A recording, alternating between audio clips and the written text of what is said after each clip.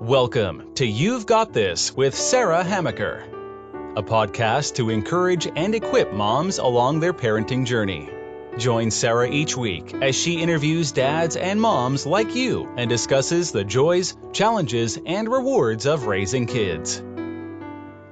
Hi, and welcome to You've Got This. I'm your host, Sarah Hamaker, and I'm so glad you joined me. Today I have with me Tracy Maxfield. She's a retired nurse with more than 36 years of experience in mental health, dementia care, and other areas. She's written numerous articles on dementia care, medical research, and mental illness and bullying in teenagers. So welcome to my show, Tracy. Thank you so much for having me. Now, mental illness in kids and teenagers, it's not really something we like to talk about, is it? Because we kind of want our kids to be perfect. And that seems like an imperfection. Absolutely. And I think because of the changes in society right now compared to when I was a kid, I think parents are not realizing that we have so many pressures and expectations on our kids, and they've been exposed to so much more. And what this is doing is it's actually leading to an increase in mental illness or mental disorders in children and teenagers. Yeah, it seems like anecdotally, it seems like there are a lot more kids getting diagnosed with some pretty severe mental illnesses and diseases. So in your research, you've seen that there is an actual uptick in these kind of diagnoses? Oh, significantly. And I think one is because I think doctors have better assessment tools to use that helps them with the diagnosis. But also, I think, again, as I said, it's the changes that are going on in the society. And so they usually identify 3 risk factors for someone developing a mental illness or disorder. And I usually find a disorder is a little bit better accepted amongst kids, because as soon as you put mental illness, everyone thinks crazy and insane. And so what they've determined is that the risk factors are genetics, or it could be what they call internal environment. And that's things that happen in utero. So it could be, for example, fetal alcohol syndrome, or if mom took drugs, things like that. And then there's the external environment. And the external environment is everything that this child or teenager is exposed to. And so not only in the home, but also in school and in the community. And so you can just think of the horrors that we see on social media and news daily. This is what kids are exposed to. But in the home environment, it could be drugs, it could be crime, it could be abuse. It could be seeing their mum being abused. And so all of these stresses, they call them ACEs, adverse childhood experiences. And what they're finding is that usually when they used to do ACE scores, they used to link childhood experiences to what was going on in an adult, say the development of an immune disorder or cancer or depression. But now what they're seeing is if they start looking at the child's environment and starting to make changes to that, it'll actually reduce the likelihood of that child going on to have a mental illness or developing a drug and alcohol abuse, things like that. Oh, that's fascinating. So can you talk a little bit more about what some of those changes are? So what happens is when a child is constantly exposed to negativity or abuse or neglect, maltreatment, seeing things in the community, maybe they're drug dealing on the corner, or their father's in prison, or divorce, death of a pet even, changing schools all the time. They call it toxic stress. And it's the catchphrase, actually. Toxic stress is the only way that they can describe what is really the bad kind of stress. And adults, we have it too. But because a child's brain is developing and growing throughout childhood into teenagers, actually into young adulthood. So, for example, a female brain is not fully developed until age 21 to 24, and the male brain, 24 to 27. So you can see how all the things that are going on in their life are affecting not only their perception of themselves and the world, but also how the brain grows. And they're finding that toxic stress actually changes how the brain develops. It slows the development. The brain is a little smaller inside, and it creates inflammation. They liken it to, think of the old LPs, the record players, and the needle is stuck.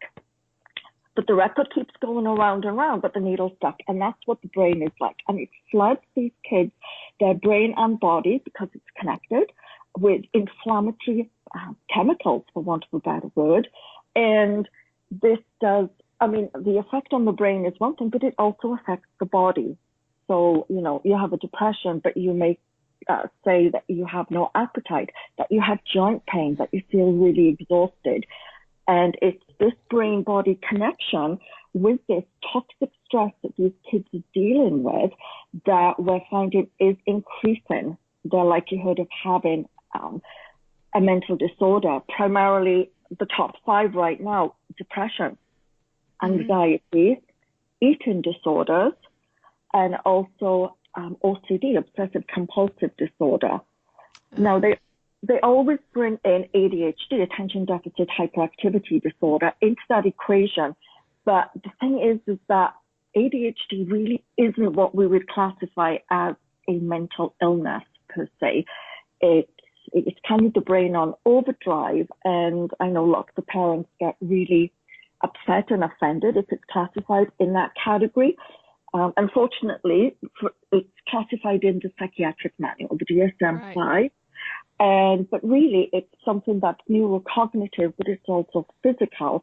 And so I mention it as an aside because I don't classify it as what we would classify a true mental disorder, if you understand what I'm saying. Yes, yeah, I do, Tracy. And that's interesting, the toxic stress. My husband and I are fairly recent foster parents, and we received training to be therapeutic foster parents. And toxic, obviously kids, when they're taken from their home, they're experiencing stress, and putting them in a different home, some of our training is involved with, well, how do you relate to them? We need to help them to, de-stress, and we have to, there's certain things that that we might overlook in a foster child living in our home that I wouldn't overlook for my own children because of how that stress is causing their brain not to function properly, and, things like that, which I thought was just really fascinating, to kind of, just to kind of learn about a little more, and what stress can do to the brain and to the body, and why we just have no, and then on the flip side, though, is that I think we just have no patience with that, right? Right, it is. And I think, everyone's doing the best job they can. Family structure today is different to when I was a child. So I'm 56. So I was a child of the 60s and 70s. And certainly, there were things going on, but we didn't have computers. So, we had to include social media. Right. Certainly we have access now to information, connections with people that we never had when I was a child. And I think what some parents misunderstand is that this has an effect on their child.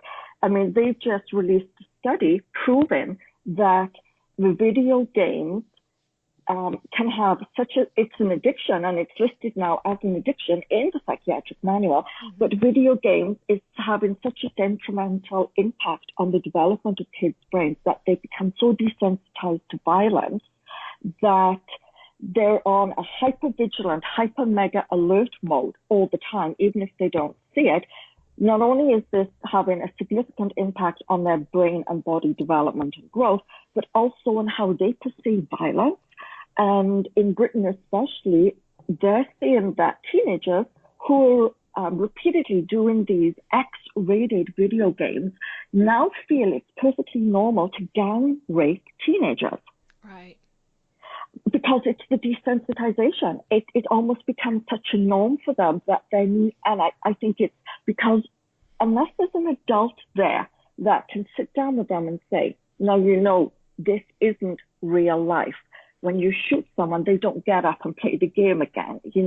There's pain, and for them to understand the social emotional component. If you don't have someone there to explain that to them, then, you have a group of teenagers who say, hey, they follow one another. It's okay. We've seen it on the game. There's been no accountability. Let's try this. And that's the scary part. You're right. And I think, social media, there was another study recently that I saw in an American paper about, that this Instagram can be very bad for girls because they see all these models that have been, the pictures have been manipulated and changed, and then they just are like, oh, I've got to look like that. I've got to do that. So it can create this extra layer that again, we didn't have growing up. No. Just even if you, are a hermit and don't you can't really escape it. Not at all. And unfortunately, when we allow everyone and anyone to have access to it, that's the danger, because I think they did a news report yesterday that that the number one issue with teenagers was the loneliness. We're the most, even though we're connected and we may have 5,000 Facebook friends, teenagers saying that they are completely lonely and misunderstood and feel disconnected, because unless you know truly who you're communicating with, the guy in Australia who's 14 and you think he's your online boyfriend could really be a 55-year-old pedophile. Right. And this is the challenge. And I think because there's such disconnect, ultimately we all want to be loved and we all want to be liked and belong. And kids are pulled into that because, as teenagers, popularity, right? I mean, and yes, that's why there has been a huge surge, not only in eating disorders, but also in non-suicidal self-injury or cutting, self-harm. Yes. And that just breaks my heart. I mean, it really does, because, these are kids who have everything to live for, and yet, they can't get out of their own head, in some respects, that the records that's playing in their mind is not one that is conducive to a healthy, to having a healthy life. So that it just always makes me very sad. Oh, absolutely. And I think the challenges that our kids are facing today is that we've enabled and encouraged them to access social media, but in so doing, I think one of the biggest problems is that we're not actually monitoring what they access and participate in, and we don't take the time to sit down with them and explain things. It became an easy babysitter for many people, and now it's become a global addiction. Yes, yeah, and it has. People used to think I was kind of a crazy mom because, my kids didn't watch TV shows. Right. And my kids are between the ages of, I have 4 children between the ages of 11 and 17 now, and they don't have tablets. My 3 older have computers because the schools give them computers, but we're pretty much, they have to have them in the main room. I'm pretty strict about how much time they have, what they're doing on it. It's been a challenge. But when I go to the grocery store and I see little toddlers and preschoolers holding their parents' phone, watching something, it just breaks my heart. It's very sad and it's very scary because, this is the reality. We have inadvertently exposed our children and our teenagers from a very, very young age to adult situations, violence, riots, poverty, drugs, human trafficking, all that they can access on their tablets, on their phones, but they can also see it around them. And we are almost treating them as adults. Even, some mom relationships have changed where the mom thinks that they are the best friends of their 15-year-old teenage daughter and I'm shuddering. I'm shuddering. Right? And go out clubbing with them. And what this has done is that we have created a generation of kids who we treat like adults, but we've never actually given them the skill set to understand how to become an adult because they are children. Right.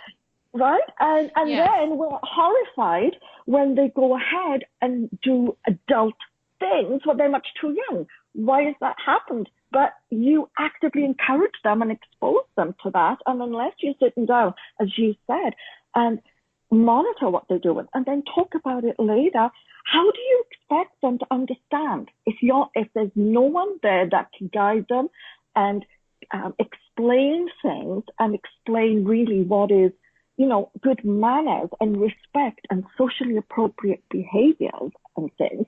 If you're not there doing that, then you're using social media to do that, and they're not really setting a good example. All right. And to be honest, so many times it's the parents who are on their phones all the time and on this, we went out to eat. We don't go out to eat often as a family because there's 7 of us now. We have a foster daughter living with us. And, so when we do go out to eat, I remember one time one of my sons looked around and we were the only family who wasn't staring at phones. Tell me about it. And I know. And we're like, and they're like, why? I'm like, well, we actually want to have a conversation. I want my children at the dinner table, we ask about each other's days. We talk about what's going on. Sometimes it's pretty chaotic and, things get kind of crazy, but that's the whole purpose. We're not going out to eat to stare at our phones all the time And that's it. We've even got a family disconnect. So if you got mom and dad who are always on their phones, and now you're 12 years old and things are going on at school, you could be being bullied relentlessly and you're getting really scared and you want to talk to someone, and they've got their noses in a phone all the time, which kind of tells you do not disturb. Right. And you've also maybe not established, we all sit down for breakfast or we all sit down for dinner a couple of times a week, you have a family night, then why will your child open up to you if you've not established that opportunity that they can come to you with anything? Yeah, and it's important to establish that you relationship. You have to. Yeah. Yeah, I encourage. Sorry, go on. No, I was just gonna say, even if some of my listeners are like, "Wow, we haven't done it, and my kids are in high school already," it's not too late. No, I urge. I've always, in all the podcasts I've done, I always urge parents to try and set up a night with your kids. It's important to do a family night, and I know most teenagers kind of roll their eyes a little bit, but again, it does help, even though they kind of make out that it's a real pain. But I think also it's good to have one-on-one time. So, it's even, I'm not a huge proponent of junk food, but if a treat is going to McDonald's, then go one-on-one with one of your kids, or go to a ball game, or go to the park, or walk the dog, or go and get your nails done. Something where there's one-on-one time, which enables you to kind of talk with your teen and try and get them to open up, and also, take that time to tell them how proud you are of them and show love to them, because we know that there is a huge epidemic of teenage suicide, not only in the States, but globally. And in those that attempted suicide and didn't die, in their suicide notes, or when they were questioned later, they said that they didn't feel that they were loved and that everyone was so busy that they would be better off without them and they wouldn't notice they were gone. And for a child or a teenager to feel like that, we've done them a disservice. Oh, yes. Yeah. So that is so sad to hear that. So for my listeners, connect with your kids. It's not, it can be a little awkward sometimes to have conversations, but keep persisting, keep working at it. Absolutely.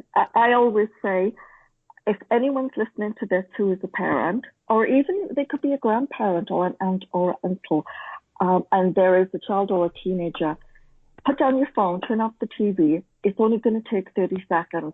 Go find them and sit next to them. And they'll know their body parameters with touching and things, but touch them or give them a hug. But sit there and just say, I want you to know, sometimes, we get on each other's nerves, but I love you to death. I'll do anything for you. And you're the best thing that's happened to me. You've got to express that, because for all you know, they could be about to go and do something really silly, like have underage sex, go drinking, participate in a crime, Right. self-harm, suicidal. Parents have got to take that time out. And, the kids may brush you off and say, get out of here, what's going on? Oh, what's wrong with you or something. But don't take offense to that. That's just them. But when you've gone away, there's going to be that little part of them in that heart that's going to be, okay, they care. And you could have made the biggest intervention of your life at that moment, and you may never know it, but it's opened the door. It's opened the door chink, and you've got to do it. No, and that is a great way to end our show, because unfortunately we're out of time, Tracy. So thank you for being my guest today. Oh, you're most welcome. I've had a great time. Thank you.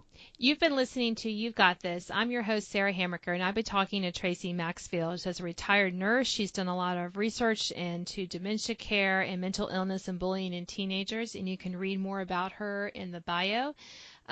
But connect with your kids. That's what we want to leave you with today. Take that time to tell your kids how much you love them. And I hope that you'll come back and join me next week. Thanks for listening to this week's podcast of You've Got This with Sarah Hamaker. Sign up to receive notification of new podcasts and listen to previous editions at sarahhamaker.com. Until next time, remember, parenting might be hard sometimes, but don't worry, you've got this.